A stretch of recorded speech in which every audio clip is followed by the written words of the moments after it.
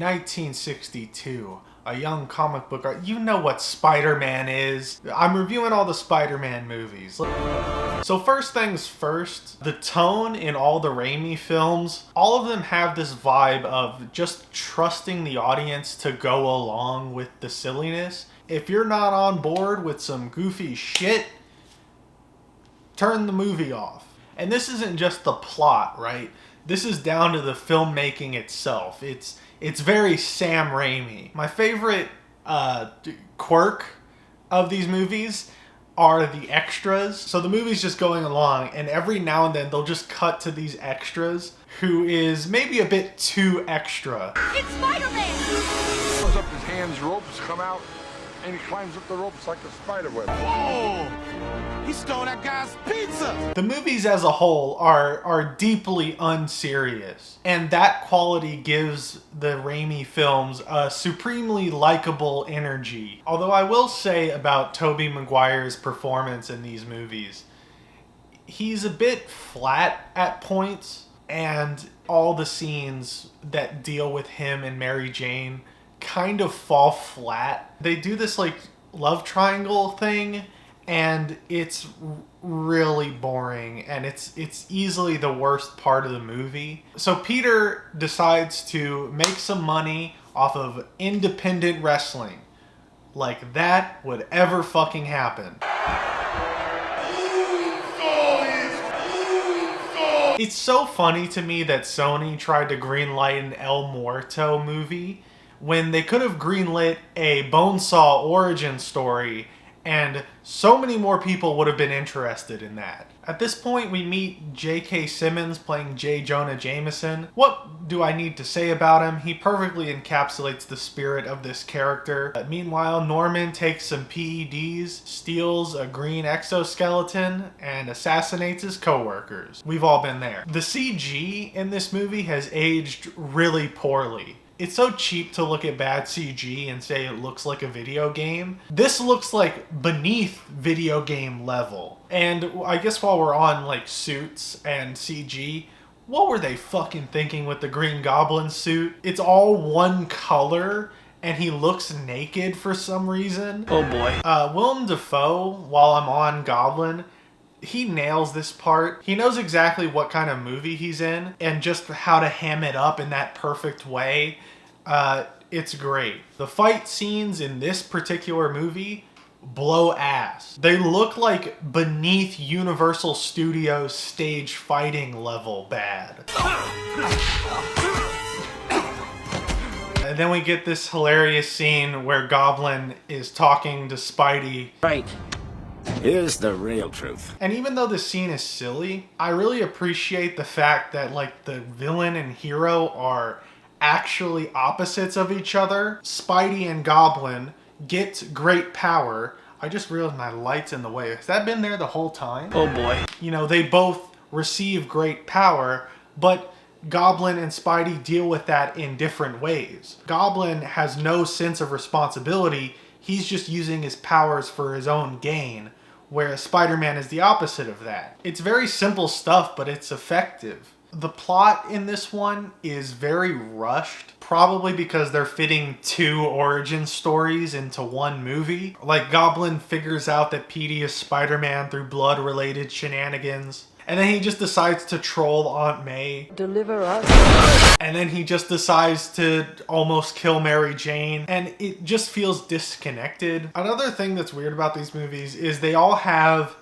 these weird pro-America post 9/11 scenes in them. The New Yorkers come together, and where Americans are coming together and they're united, and it's so ridiculous. You mess with one of us, you mess with all of us! Yeah, I'm just gonna talk back to this murderer who has bombs that turn people into skeletons. Leave Spider-Man alone! You gotta pick on a guy trying to save a bunch of kids! He's a murderer! Oh, you gonna stab me with that knife, huh? You gonna stab me with that knife? Oh, that's low. That's low. You really sick. You're sick. I also really enjoy the payoff of Goblin dying at his own hand. Could describe the whole movie. Cheesy but effective. Although it is weird in these movies that Spidey doesn't really kill any of the villains. it's always the villain's own hubris bringing them down. It's just a weird bit of repetition that all the villains in these movies die at their own hand. So I made my jokes. I, had fun with this, but this movie rules. This review was mostly jokes and me fucking around because that's what this movie is. It's just hilarious. I wish more movies would be this unapologetically stupid.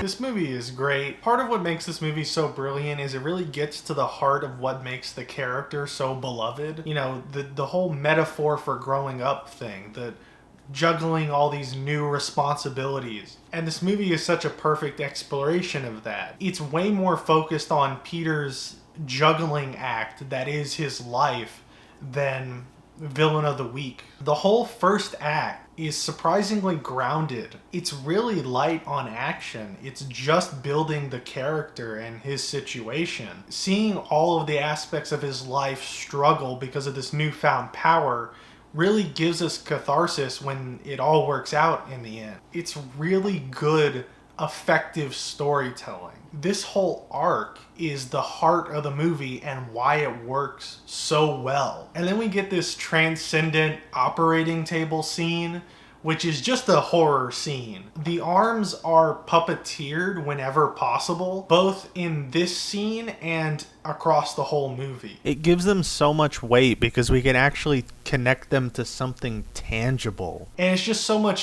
scarier in the case of this scene to see this mechanical arm that looks real. Also, the scene is written well. The reason this horror moment works so well is because we don't know any of these characters. It would be so tempting to have like MJ there or Peter there or any character we know there because, that'll make it more tense because we don't want this character we know and love to die. But in practice, it would make it so much less tense because we would all know that that character would not die.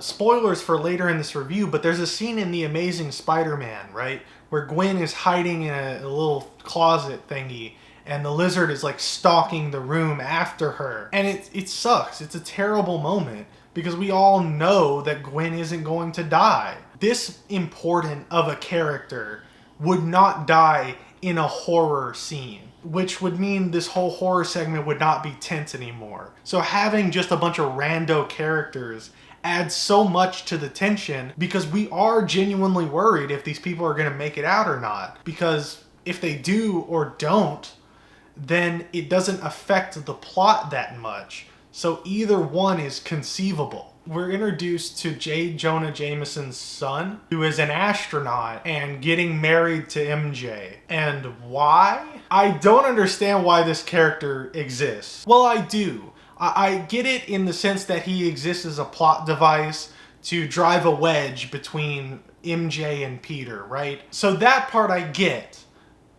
But what I don't get, him being the son of J. Jonah Jameson and being an astronaut, neither of these two bits of information are important. He could have been a complete rando and nothing would change in the plot. The only reason I think he's Jonah's son is so that Peter has an excuse to show up at this banquet, this fancy evening that's happening, because Jonah asks Peter to will you photograph my son's event? And that's like an easy way to have Peter and MJ run into each other, right? But was there really no other way you could have written around that? And why is he an astronaut? My son, the astronaut. Okay, back to emotional theme stuff here. We get this beautiful scene of Peter dropping his glasses and sort of accepting the fact that he is a hero.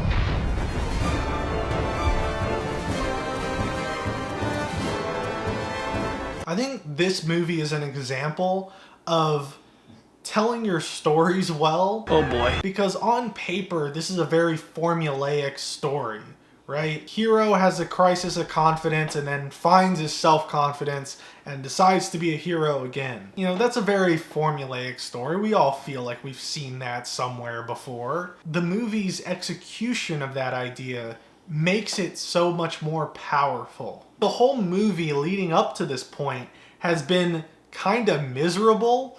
So when he finally has this moment of deciding to be a hero, it works so much more because you built to this moment. And speaking of building up to something to make it more effective, the train sequence. Like I said, the whole movie up until this point has been light on action. Like there's been some bursts, but not really a full-blown like epic action scene until we get to this train sequence. And yes, it's brilliantly choreographed, much improved from the first movie.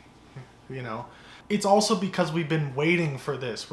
We've been on the edge of our seat waiting for this to happen, right? Which gives the action scene an emotional weight to it. And again, this movie also has New Yorkers come together because pro-America scene. It works so much better in this movie because it feels like the whole movie has been building to this moment to really earn it. You know, the whole movie up until this point has been Peter not really having self-worth and trying to find it. And so this moment where all the New Yorkers are like, you want him, you gotta go through me, huh? Yeah, fuck you, motherfucker. It's great. It's a great scene because it's so earnest. It's trying so hard to make this moment work. And it's just honest with what it is. And again, it resonates so greatly because that's kind of what the whole character is about. It's a really great movie. Threw the op into the particle collider. Watched his ass get pulled apart into a million pieces. Turned his sorry ass into some data. And then James Franco decides to become the Purple Goblin. Wait. Oh boy. The Purple Warrior. Okay, so the joke was supposed to be I said Purple Goblin. But I guess he's the Purple Goblin. Well, I hate to break it to you all, but I'm not on board with Spider-Man 3. It's just frustrating. So the first thing that happens of note in the movie is Harry taking some PEDs, like father, like son, and the new Purple Goblin Warrior attacking Peter. And he gets like jobbed out immediately.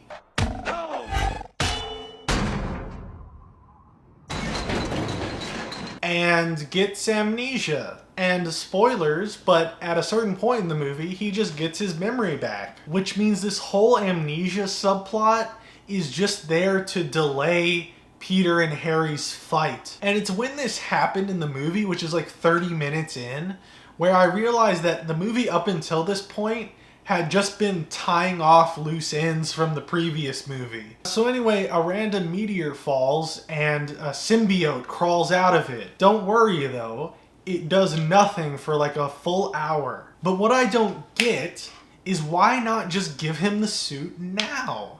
You know, there's a scene not too far from now where he kisses a random girl.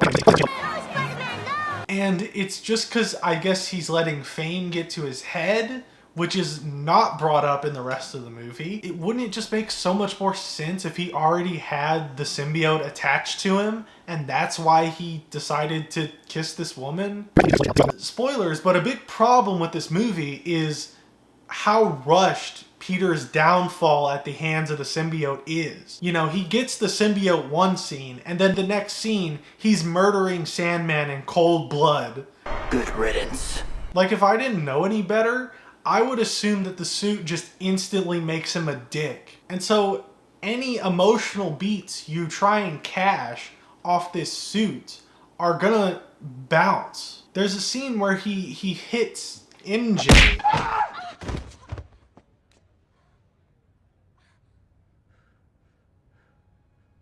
And it's such a terrible moment. Not because you can't broach that topic in a superhero movie. No, it's just the tonal whiplash is off the fucking charts. May I remind you what happened earlier in this scene? Now dig on this.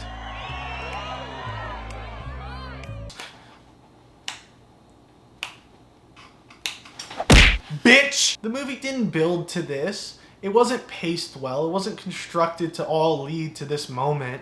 It just happens. I think a Raimi movie could get away with this moment, but not in a movie as poorly paced and structured as this one. The movie, as far as the symbiote goes, is just this. He gets a suit that makes him a dick and he takes it off.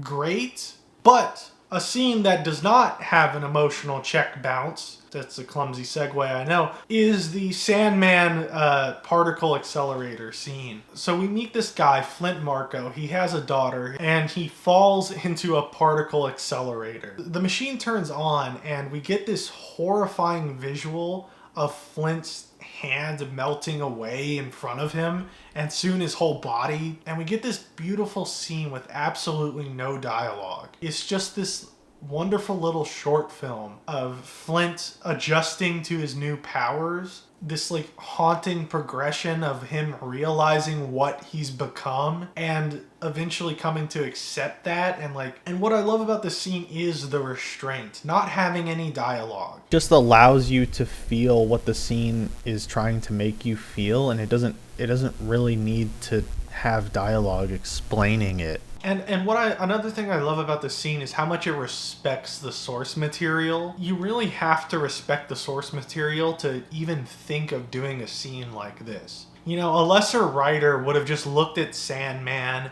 and gone, he's a mustache twirling villain who's made out of sand and punches people and robs banks. And that could work, but you can really tell that these writers thought about these characters. Like, the writers actually thought about what a scene of a guy getting turned into sand would look like, what that would feel like, and as a result they crafted something wholly original. And I think it's important to bring this up because even bad movies can have great things in them. You know, I'm gonna shit on this movie even more coming up, spoilers, but you know, that doesn't take away from how great this scene is. Sandman himself is a great villain. He has, you know, such believable and relatable motivations. And even on like action terms, he's so unique and allows for so much creativity in the choreography. Like, there's this one moment that makes my lizard brain happy where Spider-Man punches through Sandman. As a contrast, Topher Grace as Venom does not fit the vibe, and I mean that literally. He feels like he's from a different movie. And don't get me started on his voice. I want to kill the spider. You want to kill the spider.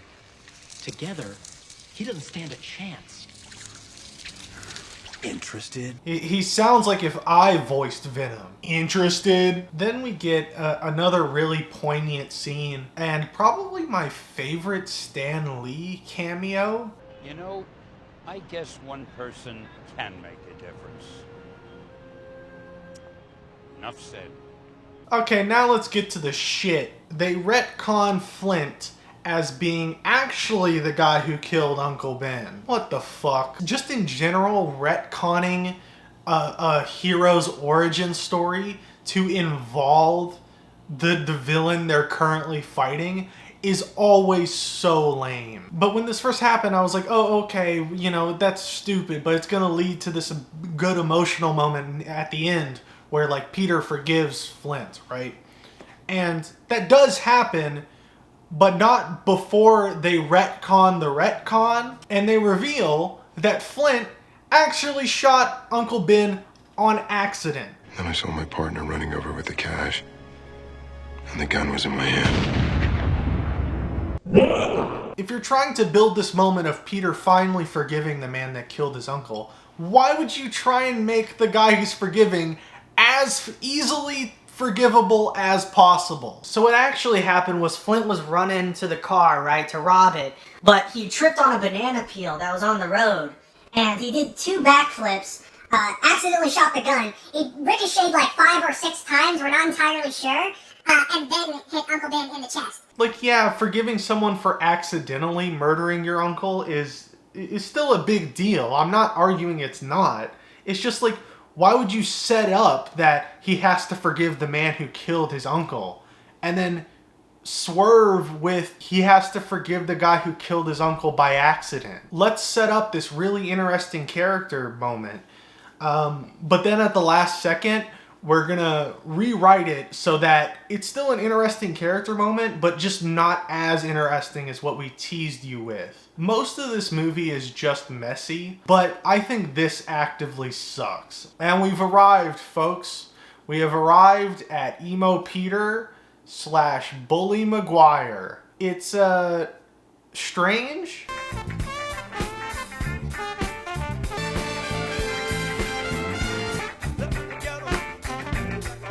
Like, don't get me wrong, it's obviously supposed to be goofy. I guess I'm just baffled why you would make the symbiote alternate personality version of him a complete dork. There's nothing wrong with going in that direction.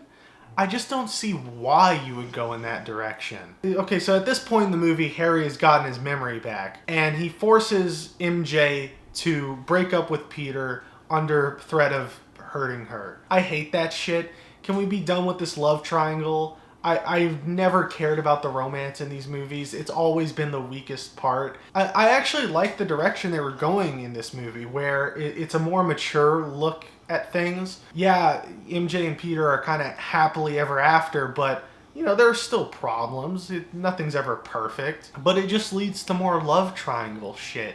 It's not interesting because we all know MJ's going to end up with Peter, and it doesn't really go anywhere. Like, Peter defeats the villain, and then the movie just kind of ends. So anyway, Bully Maguire jobs out James Franco like a bitch. Okay, I've done a lot of shitting on this movie, but I actually like this next scene.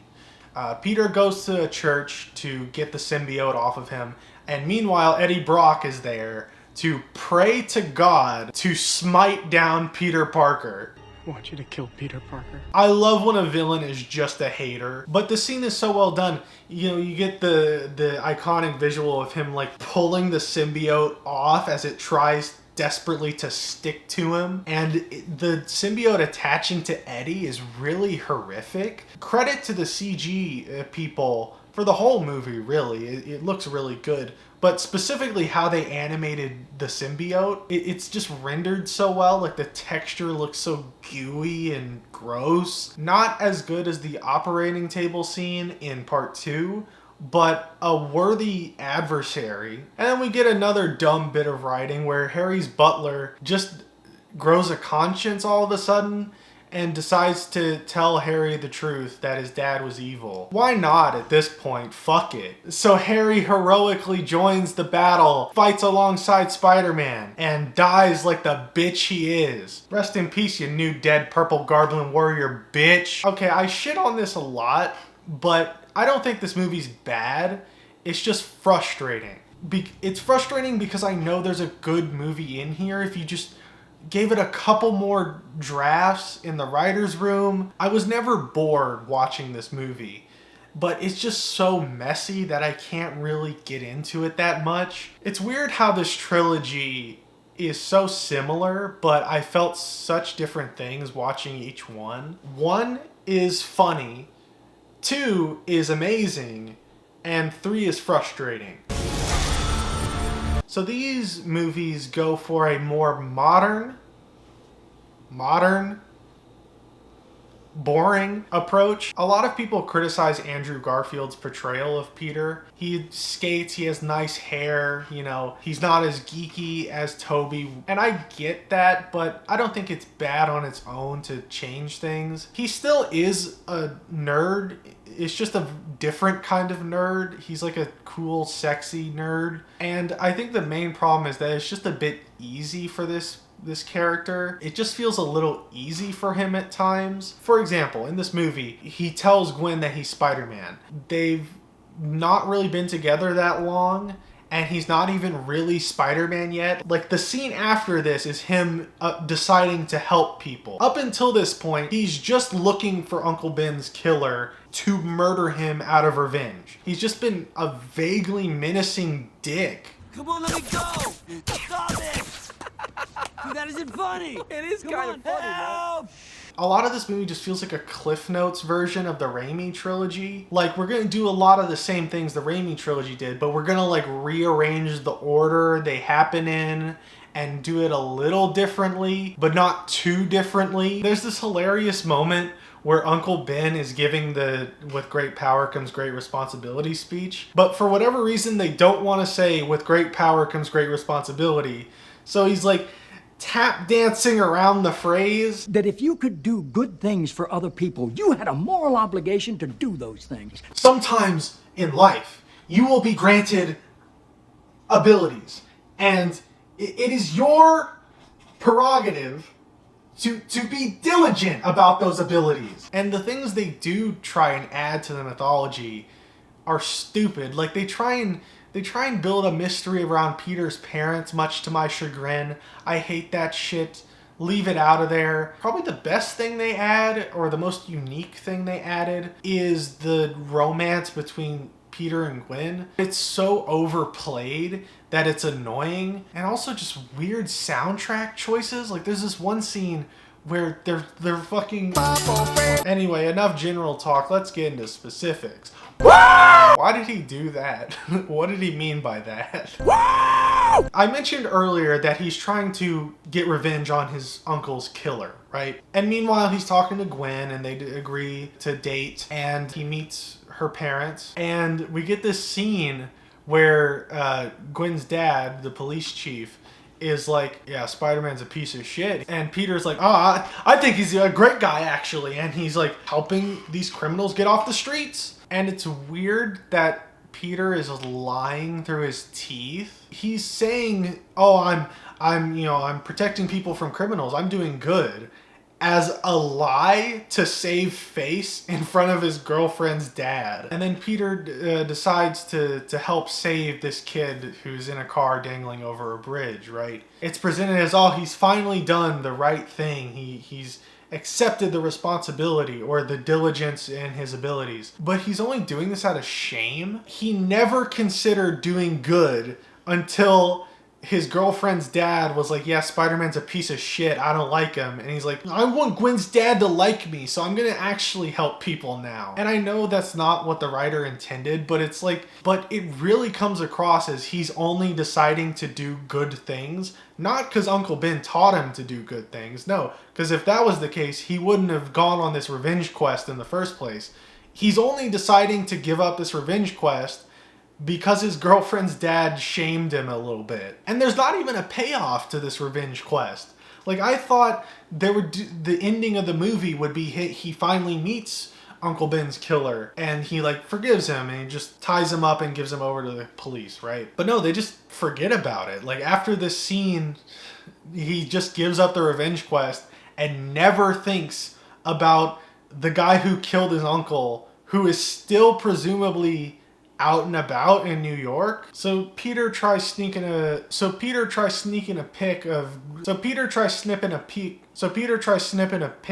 why is this line so hard? Tries sneaking pics of Lizard's grippers. So Peter tries sneaking a pic of Lizard's grippers, but he accidentally leaves a sticker on his camera that says property of Peter Parker. You think I'm stupid?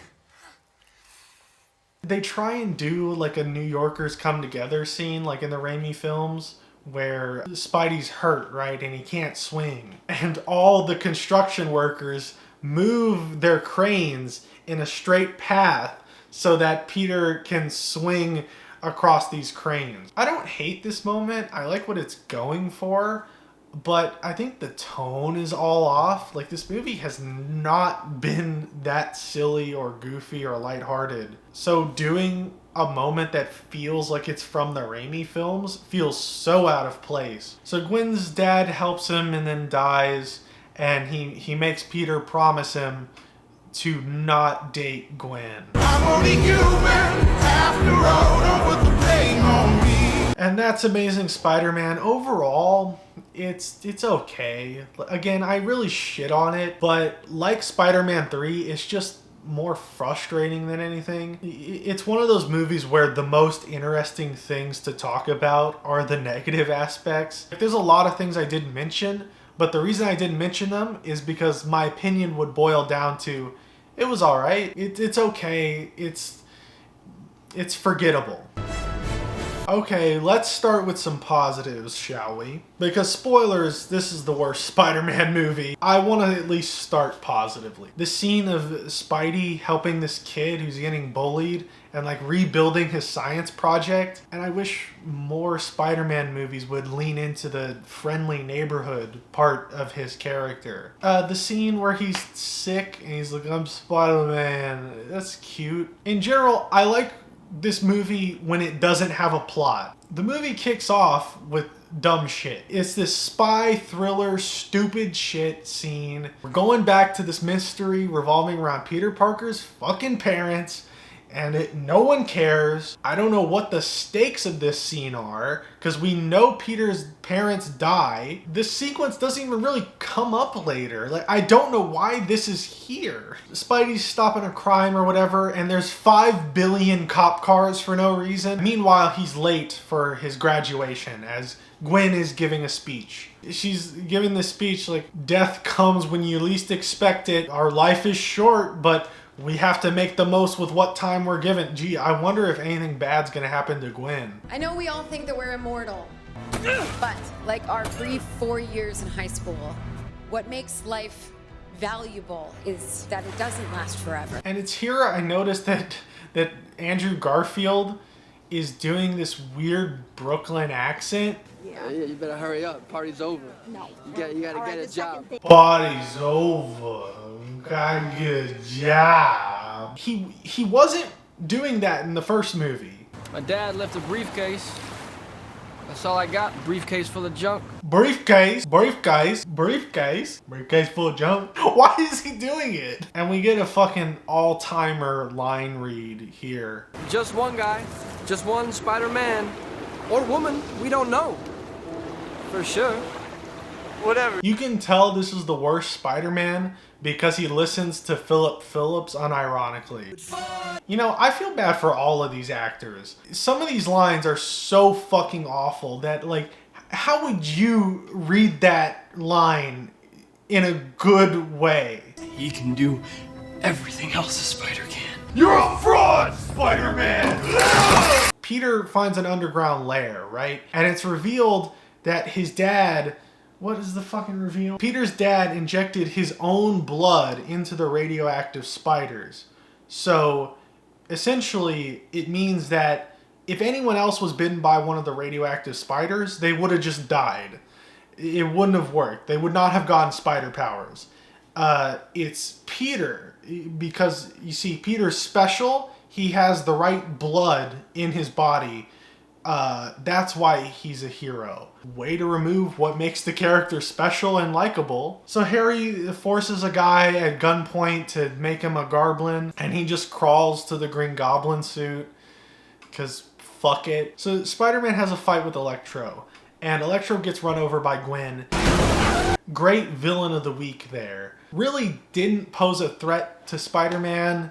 Really wasn't that great a villain at all. Wasn't like thematically interesting at all or saying anything. Great villain of the week. And then Goblin shows up to do a famous Spider-Man thing. Yeah, Gwen's dead. This sucks. And now this movie's about grief and the healing process. Now we're just gonna try and adapt Spider-Man No More into the last 15 minutes of the movie. And then a child jumps a barricade and is like talking shit to Rhino. Why were there barricades in the first place? And then Spider-Man just starts like hyping people up for some fucking reason. Oh shit, where's Spider-Man? Hold your fire! Wait, Spider-Man! Spider-Man's here! Hold your... What a fucking mess. There's so many subplots that none of them have any time to resonate. I can't even sum up what the movie was about.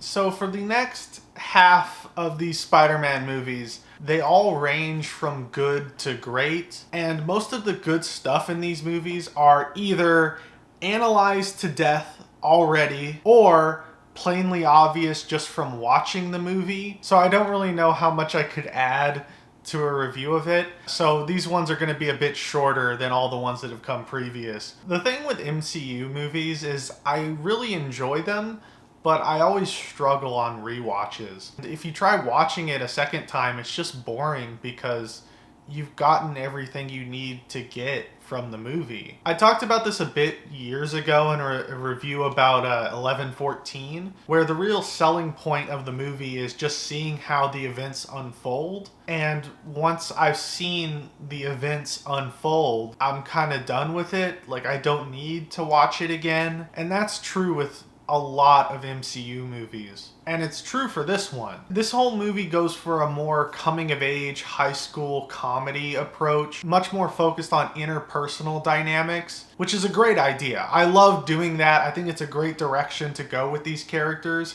and I also think it's a great way of keeping this film series unique without doing the Amazing Spider-Man thing, doing the same thing in a different order just to be unique. And it results in a really fun film to watch. Michael Keaton is a great villain. He's a great mix of menacing but fun to watch. And he has this really interesting backstory of being sort of screwed over by Tony in the past. And I do feel the movie doesn't fully cash in on that idea. It kind of just sweeps it to the side and it turns into, I have to stop the villain. But kudos for even broaching this subject matter. Tom Holland is the best Peter. I think he's the perfect mix of dweeby and cool. You know, the live action Spider-Man movies are kind of like Goldilocks. It's like too nerdy, too cool, just right. And you can already tell that this Peter is better than the last one because he listens to Spoon and not Philip Phillips. The only Spider-Man who we're not aware of their music taste is Tobey's, but I think it's safe to say he's really big into Weezer. Another thing I really enjoy about this movie is how small scale the story is. It's not about saving the world or anything like that.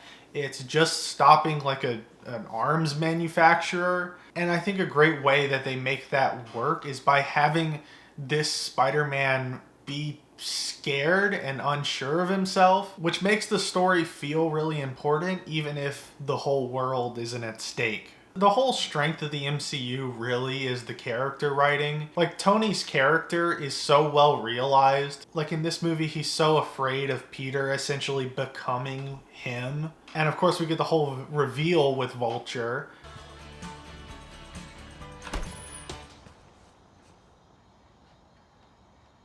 He must be Peter. Which is amazing. It's a genuinely great twist. And the scene where Vulture figures out that Pete is Spider-Man is also really great. It's like really well directed. There's no music, so I love the use of restraint here. And there's these really clever lighting choices, like at the very end where Adrian is sort of putting two and two together, and you can see that visually because the light turns green. Good old Spider-Man. Yeah, it's a really fun script. It's a fun movie. Fun. I just don't think it's that spectacular because, again, I don't really see any reason to go back to it.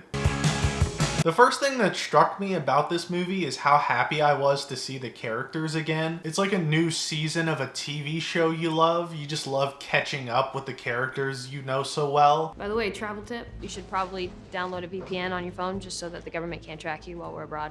Smart. Oh, you don't say. This video brought to you by nobody. I don't get sponsors, but that would have been a really fucking good transition to the ad. Somebody please sponsor me. Most of this movie is just teen comedy shenanigans, and I love it. This one also plays more into the dynamic between Tom Holland and Zendaya, and it's really good. A slight criticism I have is that we meet Mysterio, and he tells us an obvious lie, and we all know it's an obvious lie, but the characters obviously don't, and we just have to wait until he reveals that it was an obvious lie. Even if you didn't know that Mysterio was a villain in the comics, his name is fucking Mysterio. And as a result, this whole part of the movie drags because we're just waiting for the characters to catch up with the audience. The scene where we actually see Peter use his spider sense, it's just viscerally great. Just a good, solid screenplay with really fun set pieces, good jokes. All these MCU Spider-Man movies have a really good sense of humor to them, and it's a really good time. But again, it's just a bit of fun, and I don't really get much more out of it. Magic number. Spoilers, this is also just a fun time, although it is weird watching this without a crowd. But anyway, this movie isn't really meant to be thought of as a movie.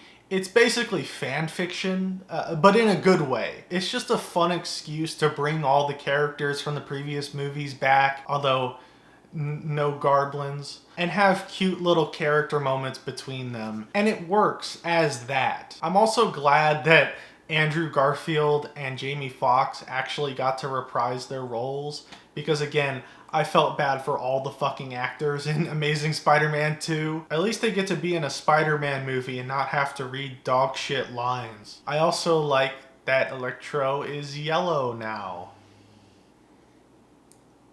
Groundbreaking review here. Andrew Garfield in this movie projects such a likable dork energy that comes from his movies being universally agreed to be the worst. I love you guys. Thank you. It's the most unique his take on Peter has ever been. Toby is also nice to see in these movies. It's just nice seeing an older Spidey. And also his line delivery keeps that stilted awkwardness from the original trilogy, and it makes me realize how much of the charm from those movies was him. He reads lines that if anyone else read, they would just be like completely normal lines, but when he reads them in his very specific way, they're funny and they have that Raimi film energy to them. I hope it's okay. I just came through this, just closed. Willem Dafoe gets to ham it up once more, and he actually gets to be in a fight scene that isn't shit as well. None of this, ooh, ha. And we get an actually beautiful moment with Andrew Garfield's Spidey, where he saves MJ after she's about to fall to her death.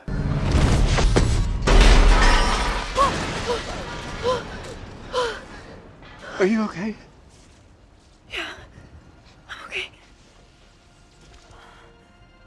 It's a beautiful payoff, and it's weird because I didn't even like the fucking scene from Amazing Spider-Man 2 they're referencing, but I appreciate this moment that they actually used this weird concept to actually give an emotional payoff to this character. Anyway, yeah, it's a fun movie. What more can I say about it? We go back to 2018 to do these movies in an order that at least kind of makes sense, and we get Spider-Man Into the Spider-Verse. Do I even have to explain why this movie's great? Do I even have to say that the animation is outstanding? The story, which is just a complete love letter to the character of Spider-Man, it's lovingly poking fun at Spider-Man tropes while still using them to craft an enjoyable story. I feel like this movie's hard to talk about because it's so universally beloved and everyone just kind of agrees it's good, so I feel like I'm preaching to the choir. And also, I know there's a bajillion video essays about why this movie is so good. The comedy is actually funny, the chemistry between Gwen and Miles is really endearing. I'm resisting the urge to just list every aspect of the movie and say that it's good. Flaws? This one scene where they play this song that's like Not Scared of the Dark is really on the nose. I'm not scared of the dark. The story, I guess you could say, is a bit basic, even though it's really well executed. And that's really it. That's all the flaws. I talked about this with Spider-Man 2 and how it gets to the heart of the character. And this is another movie that does that. And even though it's not as obvious as like the first Raimi film, the whole thesis of the movie is with great power comes great responsibility. And it's just nice to see an exploration on why that idea connects with so many people. So yeah, great movie, very underrated. You probably haven't heard of it or anything. Okay, so for this movie, I'm gonna ignore all the crunch that was forced upon the animators. You kind of have to. don't do that next time. This one's maybe even better than the original, which is a neat way to take the sequel. And it's also a good thing to do because, spoilers, this movie ends on a cliffhanger, but you do get the conclusion to this storyline. And it's a great way to give people closure, even though this movie does not give you any closure, even though the story is going to continue. I have to talk about the villain Spot. I love Spot. I love the idea of elevating an F-tier villain to A-tier. Spot was actually in a comic book group called The Losers. Like, he was in there with Kangaroo number 2. And I also love the reveal of Spot being the guy who got hit with the bagel in the first movie. First of all, it's funny, but second of all, it's a neat way to tie this movie back to the first. Considering that this movie was going to be a straight cliffhanger into the third one, it could have been a problem where the first one feels like its own thing, and then 2 and 3 are one big movie. But I like that they established ties between the second movie and the first, so that when all 3 movies are out, you can watch the first one and still feel like it is part 1 of this trilogy, even though it's its own standalone thing. Also, Miguel O'Hara is a great antagonist. It's weird that people are saying he's right, but anyway, I never thought I'd see footage of the Amazing Spider-Man 2 video game in a movie theater. It's a bit hard to judge this movie considering it is, and even though it is a great cliffhanger, it's just weird to try and judge it considering a lot of the things they've set up have not yet been paid off. But regardless, I can't wait for part 3. Holy shit. Time to rank them. At the very bottom, it's so easy. Amazing Spider-Man 2. Far too messy to be any good at all. Next on the list is Amazing Spider-Man, the first one. But it's just so forgettable and bland, and the only things I really remember from it are the parts that I ranted about in my review. Spider-Man 3.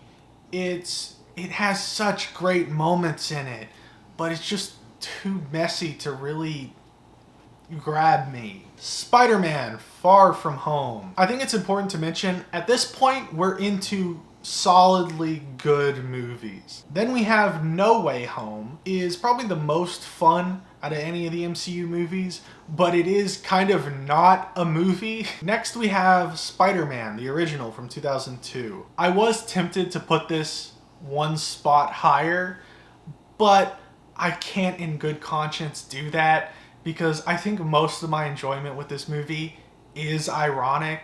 I will say this is the funniest movie ever made. Next we have Homecoming.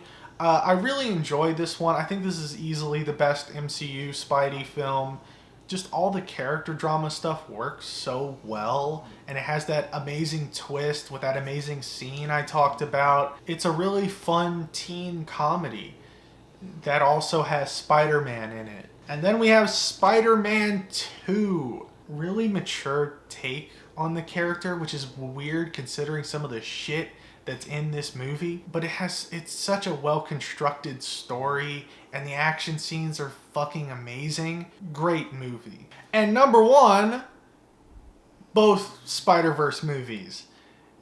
You could probably tell I was doing this given the numbers, that there was one less movie. Yeah, I can't decide between these two. If I was ranking them just on their own, I guess Across would be better, but that's also like a part 1. It ends on such a big cliffhanger that I don't know if I can put it above Into the Spider-Verse, which is a complete thing. So I can't decide. You can call it a cop-out, but for me, the Spider-Verse movies are tied for number 1. It's neat how each Spider-Man movie brings something new to the table, and each movie had at least one moment of greatness in it. I think next month I'll review one movie. Huh? That sound good to you? So thanks for watching. Leave a like if you liked, and subscribe if you want more reviews like this. I've done other reviews of whole series. I reviewed the whole Final Destination series. Check those out if you're interested. Thank you for watching. I think I'm gonna let my poor old throat rest.